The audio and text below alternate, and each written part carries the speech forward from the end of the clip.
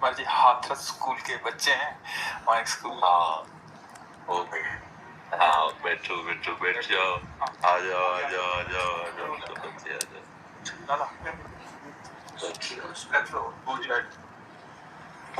आ जाओ सब बच्चे बैठ जाओ।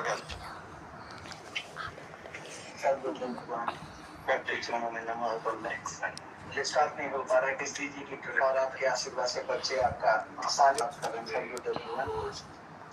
बहुत सारे बच्चे आने के लिए मुझसे लड़ रहे थे, झगड़ रहे थे, लेकिन क्योंकि व्यवस्था नहीं बन पा रही थी इसलिए एक साथ नहीं आ सकते थे। इसलिए हमने एक शर्त रखी इनके सामने कि सदगुरुदेव भगवान के ऊपर आपको निबंध लिखना है। सब बच्चों ने निबंध लिखा सदगुरुदेव भगवान, और जो बच्चे सही लिख पाए उनको आपका आशीर्वाद दिलाने के लिए लाया। नहीं, जो सही नहीं लिख पाए हैं उनको भी हमारा आशीर्वाद रहेगा, हाँ कि वो भी आगे बढ़े, सही लिखवा। हाँ बहुत सुंदर जी। बाकी इनका लगभग सबने प्रश्न भी रखे थे अपने के सदगुरुदेव भगवान से जाके हम अपने अपने प्रश्न रखेंगे। इनमें ज्यादातर का प्रश्न ये था सदगुरुदेव भगवान, कैसे आखिर हम अच्छी पढ़ाई करते हुए अपने मार्ग को, अपनी मंजिल को प्राप्त कर सकते हैं, इधर उधर हमारा ध्यान न भटके, और कैसे हम श्री जी के चरणों में अपने ध्यान को लगा सकते हैं। ऐसा इनका हम प्रारंभ इस बात से करते हैं कि आप जब प्रातः कालीन उठे तो पहले उठने का नियम ले कि सूर्य उदय के 1 घंटा पहले हम उठेंगे। देखो हमारी प्रार्थना मानना, सूर्य उदय के 1 घंटा पहले। हम ये नहीं कहते कि जैसे हम लोग उठते हैं वैसे नहीं। आप बच्चे हो तो इस समय सूर्य उदय कई बजे होता है? लगभग 6 बजे, 6:30। आप 5 बजे उठ जाइए और उठ करके सबसे पहला कार्य कीजिए, पृथ्वी के चरण स्पर्श कीजिए, भूमि के चरण स्पर्श कीजिए। और फिर आप जिस आसन पर बैठे हैं, देखो ध्यान से हमारी तरफ सुनना, जिस आसन पे बैठे हैं, जिसपे सोए थे, तो प्रणाम के बाद इसमें 5 केवल बैठे और फिर 5 संतोष ले लें। 5 संतोष अगर याद कर, किसी भी भगवान आचार्य में हम लोग श्री हरिराम व्यास जी, गिरिदा की, ध्रुवदास की जय, 5 दो के नाम लीजिए। 5 ये आपका तुम होगा। हरि को निज यस्ते अधिक भक्तन यश पर प्यार ताते, ये भगवान नाम से भी बढ़कर प्रभावशाली भगवान के जो भक्तों के नाम। इसके बाद नीचे उतरिए और पहले जो अपने माता पिता, अगर वो शयन कर रहे हैं तो कोई बात नहीं है, अगर वो शयन नहीं कर रहे हैं तो पहले जाकर माथा रखकर उनको प्रणाम कीजिए, उनके चरण। अगर हमारी बात मानोगे तो देख लेना तुम्हारा जीवन कैसा बनेगा। इसके बाद आधा लीटर या 1.25 लीटर जितना आप जल पी सकते हैं, उस जल को आप हल्का सा गर्म करवाइए अपने माता पिता से, जो भी आपकी सेवा में हो, या अगर आप स्वयं कर सकते हो तो स्वयं हल्का सा। अगर 500 ग्राम पी जाए तो और अच्छी बात है, और इससे ज्यादा पी जाए तो अच्छी बात है। वज्रासन में बैठना आता है? वज्रासन जानते हो आप लोग? कैसे हमें बैठ के दिखाओ। नहीं, ये पद्मासन है। देखो वज्रासन, वो देखो बैठ रहे हैं, ये दोनों पैरों को ऐसे करके इससे बैठकर जल पिया जाए। ये आपके ब्रह्मचर्य की रक्षा करेगा, कब्ज नहीं होने देगा, और आपके मस्तिष्क की गर्मी को ठंडा करेगा। ऐसे वज्रासन में बैठकर धीरे धीरे 5 या 10 मिनट में जल पिया जाए, एकदम न पिया जाए। गिलास में लेकर के 500 ग्राम जल धीरे धीरे इसको पिया जाए। फिर इसके बाद आपको 100-200 कदम टहलना है। फिर इसके बाद आप शौच जाइए। शौच अगर आपका पेट साफ हो जाता है, अगर नहीं साफ होता है, कोई ऐसी परेशानी लगती है, तो 1 चम्मच ईसबगोल की भूसी और छोटी हर का आधा चम्मच अगर रात्रि में दूध से या पानी से ले ले तो वो बार बार शौच नहीं लगाएगा, पर आपकी आंतें साफ हो जाएंगी। शौच जाने के बाद स्नान करें और फिर तुरंत, अगर आपको व्यायाम आता है तो करे, नहीं तो सीधा सरल बात होती है, 20 बार बैठ जाए बैठक, और 10 बार लेटने वाली दंड, और इसके बाद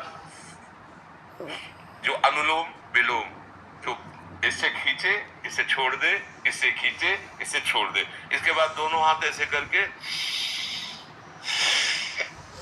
7 बार ऐसे करके सीधा खींचे और सीधा छोड़ दे। इतना ही तुम्हारे लिए प्राणायाम की आवश्यकता है।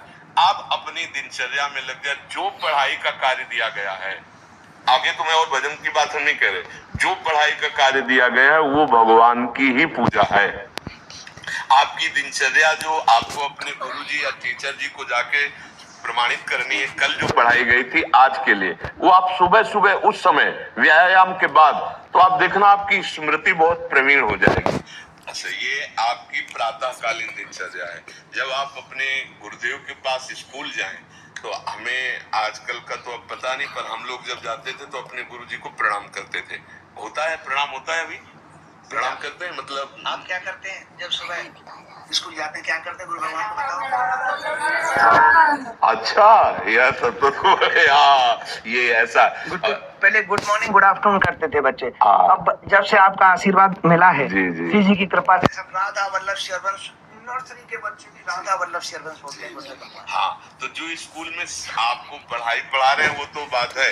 अब आपको जो हम खास बात बताना चाहते हैं वो कि देखो, अभी छोटे छोटे बच्चे हो, बच्चों में कुछ बच्चे ऐसे गंदे बच्चे होते हैं जिनकी गंदी बातें दिमाग में आ जाती हैं और गंदी बातें वो करने लगते हैं आचरण में। आप लोग इतना तो जानते ही होंगे कि गंदी बातें किसे कहते हैं।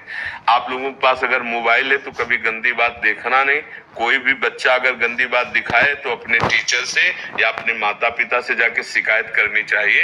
वो बहुत हानिकारक होती है। कभी कोई भी गंदी बात अपने द्वारा नहीं होनी चाहिए।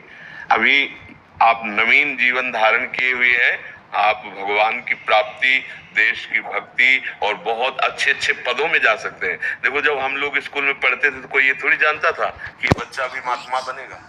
कोई थोड़ी जानता था। स्कूल में जब पढ़ते थे तो थोड़ी कोई जानता था कि ये मुख्यमंत्री हमारे देश के प्रधानमंत्री बनेंगे। लेकिन इन्हीं में तो बनते हैं ना अच्छे पवित्र आचरण और पवित्र संस्कार। ब्रह्मचर्य के लिए गंदे बच्चों का संग त्याग करना, गंदी कोई ऐसी हरकत सिखावे या बात सिखावे तो उसको सुन करके छुपा नहीं लेना, तुरंत अपने टीचर से बताना या अपने माता पिता से बताना, और ऐसे बच्चे का कभी संग नहीं करना। और रात्रि के सोते समय ये जरूर ध्यान देने वाली विशेष बात है, रात्रि के सोते समय जो भगवान का नाम, जैसे इन लोगों ने आप लोगों को बताया राधा वल्लभ शेर, तो सोते समय बस प्रार्थना करो कि हे प्रभु, आज दिन हमारा जो भी गलती हुई हो वो हमको आप प्रार्थना करते हैं कि आप हमें समझाओ क्या हमसे गलती हुई। अगर पूरी दिनचर्या में ऐसा लग रहा है हमसे कोई गलती नहीं, तो भगवान सुबह से अभी तक हम सोने जो जा रहे हैं ये पूरा समय आपको समर्पित। आप देखना, इसका फल देखना। एक तपस्वी की तपस्या का जो फल होता है ना, उसका ये फल मिलेगा। और सोते समय बस राधा वल्लभ श्री हरिवंश, राधा वल्लभ श्री हरिवंश, इधर उधर ना सोचते हुए, ना मोबाइल देखते हुए, ना कोई गंदी बात मन में, और चुपचाप सो जाइए। और जब फिर सुबह उठे तो फिर ऐसी दिनचर्या। और पढ़ाई इस समय तुम्हारा भजन है, इस समय भजन तुम्हारा पढ़ाई है। क्योंकि आज हम गीता पढ़ पा रहे हैं, भागवत पढ़ पा रहे हैं, तभी पढ़ पा रहे हैं जब हमारे गुरुजी ने हमको काका गागा सिखाया था। अगर वो मात्रा, वो ककाहरा हमको ना आता होता तो आज हम ग्रंथ ना अवलोकन कर पाते। तो वो पढ़ाई हमारे लिए अमृत हुई ना।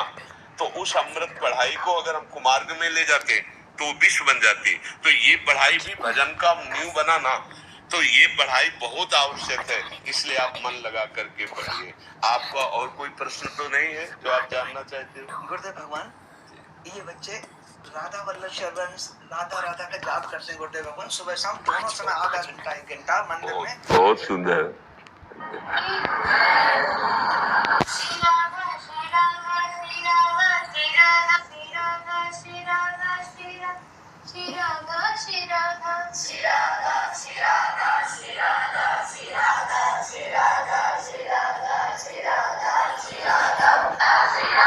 ये तो बहुत बड़ी बात है, बहुत बड़ी बात है।